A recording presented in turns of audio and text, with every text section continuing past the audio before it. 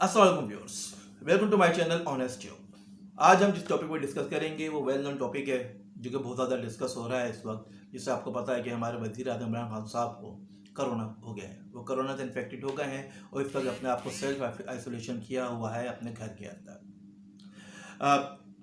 हम सब और तमाम पाकिस्तानी उनकी सेहत के लिए दुआ गो हैं कि अल्लाह ताला अपने हबीब के सदक़े में उनको इस बीमारी से निजात दिलाए और मुल्क पाकिस्तान को भी इस वबा से छुटकारा दिलाए।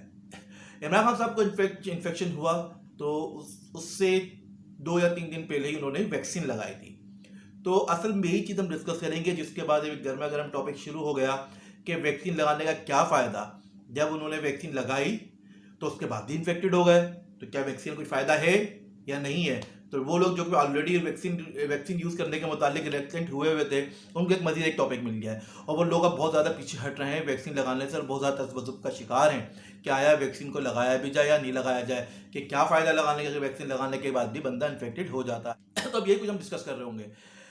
देखिए, इसके अंदर हकीकत कुछ यूँ है कि वैक्सीन लगाने से बंदा इन्फेक्टेड कभी नहीं हो सकता, ये साइंटिफिकली पॉसिबल नहीं है। इमरान खान साहब के केस में ये यकीनन हुआ होगा। 2 पॉसिबिलिटीज, एक तो ये कि वो यकीनन हो सकता है पहले से इन्फेक्टेड हो, क्योंकि इस वायरस का जो इंक्यूबेशन पीरियड है वो 14 डेज है। यानी आपके बॉडी में जब वायरस दाखिल होता है उसके बाद 14 दिन तक कभी भी अपना सिम्टम जाहिर कर सकता है। वो डे 1 पे भी हो सकते हैं, डे 2 पे भी हो सकते हैं, डे 14 पे भी हो सकते हैं और कभी कभी सिम्टम जाहिर नहीं भी होते। पहली बात। और दूसरी बात ये है कि ये जो वैक्सीन है बेसिकली ये 2 डोज है वैक्सीन की, जिसका कोर्स 2 डोज का है। यानी एक डोज आप आज लगाते हैं तो दूसरी डोज उसके 3 हफ्ते बाद लगाते हैं।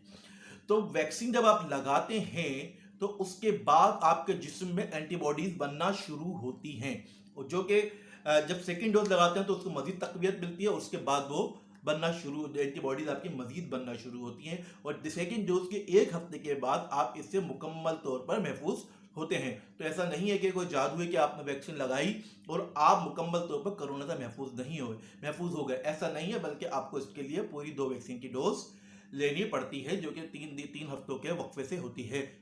पंखा। इस चीज़ को बेहतर समझने के लिए हमें सबसे पहले यह समझना होगा कि वैक्सीन काम किस तरह करती है, किस तरह वैक्सीन जिस्म में दाखिल करने के बाद हमारे जिस्म में इम्यूनिटी यानी कुव्वत मुदाफ़ियत पैदा हो जाती है, हम किसी भी बीमारी के खिलाफ इम्यून यानी महफूज हो जाते हैं। देखिए, नॉर्मली होता क्या, नॉर्मली ऐसा होता है कि जब भी कोई वायरस या बैक्टीरिया हमारे जिस्म में दाखिल होता है तो वो बीमारी पैदा करने के लिए दाखिल होता है, लेकिन हमारे जिस्म में कुदरती मैकेनिज्म है कि हमारे जिस्म में एंटीबॉडीज़ बनना शुरू हो जाती हैं, जो कि उस वायरस के खिलाफ मुज़ाहमत पैदा करती हैं और उसको किल करती हैं। अगर वायरस ज़्यादा इन्फेक्शियस हो, उसकी डोज ज़्यादा हो या हाई डोज के अंदर आपने ले लिया हो, बहुत ज़्यादा क्वांटिटी में वायरस हमारे जिस्म में दाखिल हो जाए, तो हमारे वो एंटीबॉडीज़ नाकाफ़ी होती हैं और वायरस हमें इन्फेक्ट कर देता है। अगर एंटीबॉडीज़ हमारी ज़्यादा हो, वायरस की मिकदार कम हो और एंटीबॉडी स्ट्रॉन्ग हो, तो वह वायरस को किल कर देती हैं। इसीलिए अक्सर केसेस के अंदर यही होता है कि कोरोना के अंदर 80% ऐसे लोग होते हैं कि जिनको इन्फेक्शन होता है लेकिन उन्हें पता नहीं चलता, क्योंकि उनकी एंटीबॉडीज़ उन वायरस को किल कर चुकी होती हैं। मुझे खुद दिसंबर के अंदर कोरोना हो गया था, लेकिन मुझे किसी किस्म की सिम्टम्स नहीं आई। रीज़न ये था कि बीइंग यंग एंटीबॉडीज़ जो थी वो स्ट्रॉन्ग थी। एक्चुअली वैक्सीन के केस में क्या होता है, वैक्सीन केस में जो होते हैं ये बेसिकली वायरस ही होते हैं जो कि हमारे जिस्म में दाखिल किए जाते हैं, लेकिन जो वायरस का बीमारी पैदा करने वाला पार्ट होता है जिससे पैथोजेनिक इसके एलिमेंट्स होते हैं वो किल कर दिए जाते हैं। लेकिन वो पार्ट्स जिसकी वजह से इम्यूनिटी डेवलप होती है यानी एंटीबॉडीज़ बनती हैं, वो इसके अंदर मौजूद होती हैं। तो वायरस जब हमारी बॉडी में जाता है तो एंटीबॉडीज़ बनाना शुरू कर देता है, लेकिन ये क्या प्रोसेस टेक्स टाइम, इसके अंदर कुछ ना कुछ वक्त लगता है। तो वो वक्त उसी बेसिस के ऊपर वैक्सीन की मुख्तलिफ डोजेज होती हैं। कोई 1 महीने के बाद दी जाती है, कोई 4 महीने के बाद दी जाती है। जैसे कि हमारे बच्चों को जब वैक्सीन के कोर्सेज करवाते हैं उसके अंदर मुख्तलिफ डोजेज होती हैं, तो उसकी बुनियाद भी यही है। और यही केस कोरोना के केस में भी है ये चीज़।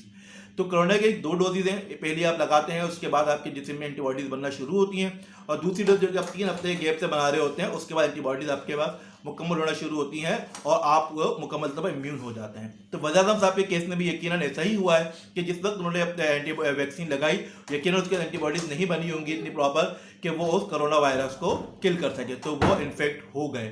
तो बी श्योर किसी भी किस्म का कोई प्रॉब्लम नहीं है वैक्सीन के केस के अंदर। हमें वैक्सीन लगानी है, लाजमी लगानी है, because it is the only treatment so far available कोई दवाई नहीं है इस बीमारी की। वैक्सीन ही एक इलाज है जो कि अब लकीली हमारे मुल्क में गो के छोटे पैमाने पर लेकिन शुरू हो चुकी है।